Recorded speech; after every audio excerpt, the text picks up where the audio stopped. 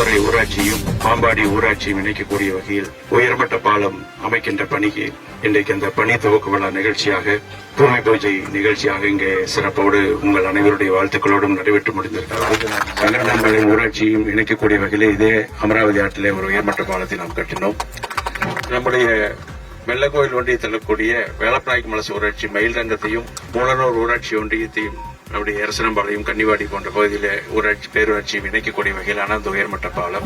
அது மட்டுமல்ல, உங்களுக்கு தெரியும், நம்முடைய கரூர் மாவட்டத்துடைய எல்லையில் நம்முடைய மாவட்டத்துடைய கடைசி பகுதியான தலையூர் பகுதியில அந்த ஊராட்சியில இடைக்காடு என்கிற ஒரு தீவு, இடைக்காடு பேரே அது இடைக்காடு தீவு, ஆற்றின் நடுவில் அன்றைக்கு அந்த ஏறத்தாழ சுமார் 150 குடும்பத்திற்கு மேலாகவும் ஏறத்தாழ 200 ஏக்கருக்கு மேலாக விவசாயம் பகுதியாக இருக்கக்கூடிய வகையில தண்ணீர் வருகிற பொழுது அங்கே உள்ளே இந்த தீவுக்குள் செல்ல முடியாது, தீவிலிருந்து வெளியே வர முடியாது, அது பேரே தீவு என்கிற வகையில அமைந்திருந்த அந்த பகுதியை இணைக்கக்கூடிய வகையிலான 3 பாலங்கள் அமைக்கப்பட்டது.